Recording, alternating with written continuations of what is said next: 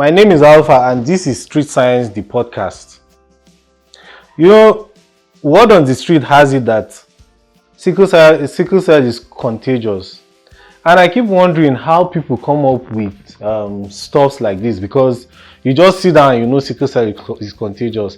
How many years have I known the sickle cell patients around me? I've known Tolu for a number of years now. At least those are the ones that I can count that I know. I know Tolu barely 5 years.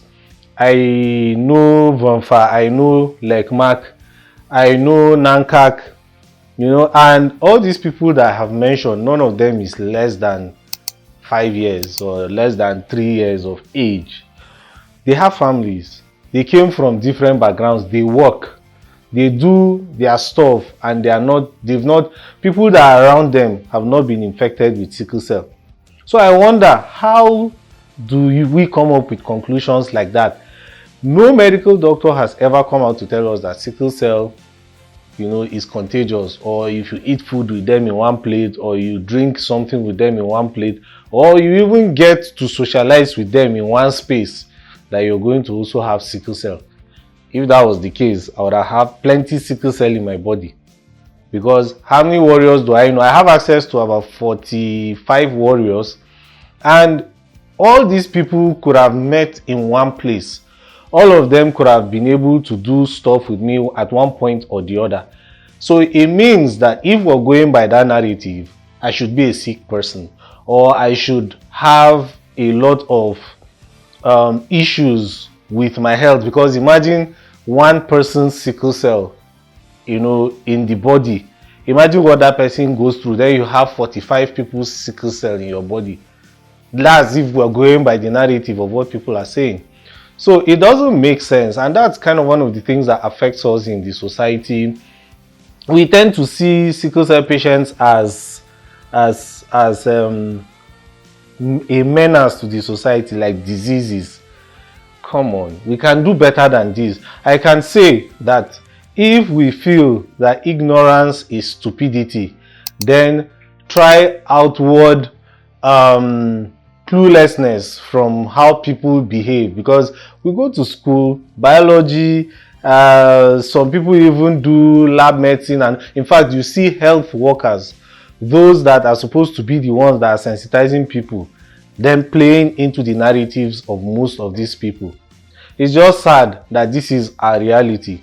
But then we came up with the street podcast idea to be able to analyze the things that people come across on the streets, people talk about on the streets, things that are not diagnoses from the hospital, because it's becoming too cliche and superstitious that people go about spreading things about certain conditions like sickle cell that they can't even verify.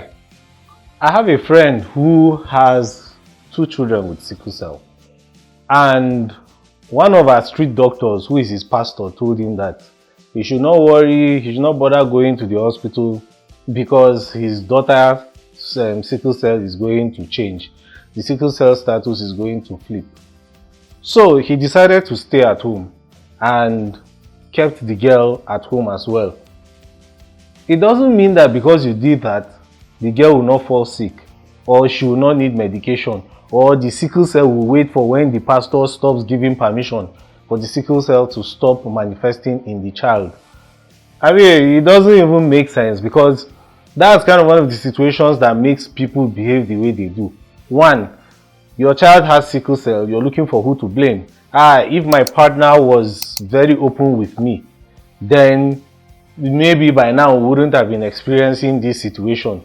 Or now that we know we have sickle cell, if only I can carry this person to where they will remove the sickle cell for them.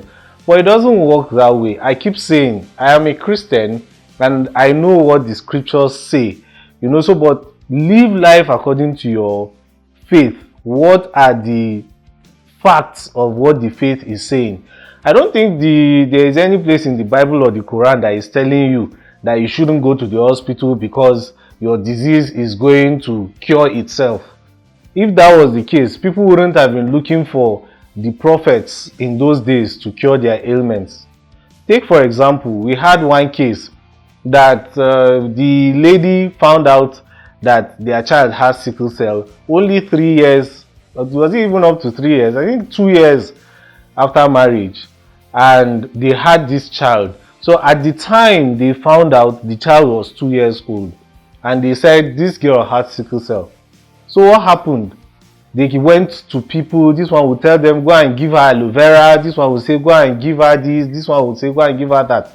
In the end, the frustration started setting in, because when you listen to people on the streets, that's what you get. You keep having issues upon issues, and most of them actually don't turn out to be true, because they are telling you the things that they are assuming.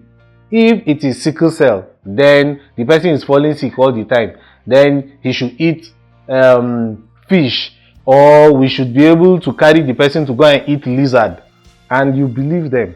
Or some clergies would even tell you that don't give tithe. Oh, no, give tithe for a better, in fact you can give tithe twice a week, and people will believe them, because everybody is looking for an opportunity. And then here we are. So this lady, they have 2 children, and they have a daughter. And she has sickle cell. And what she started doing was convincing her husband to sell off their property so that they can process their way out of the country and go and give the girl a better life. The guy started selling his property, but meanwhile she was always blaming him for everything that happened to them. If it's not because of him, they wouldn't have had a child with sickle cell. So I keep wondering how people that are adults take decisions that are binding, and next thing they are blaming themselves. Now, when people are going for dates and we keep saying try as much as possible to ask relevant questions, stop talking about shawarma, stop talking about whatever, pizza or whatever on the first date.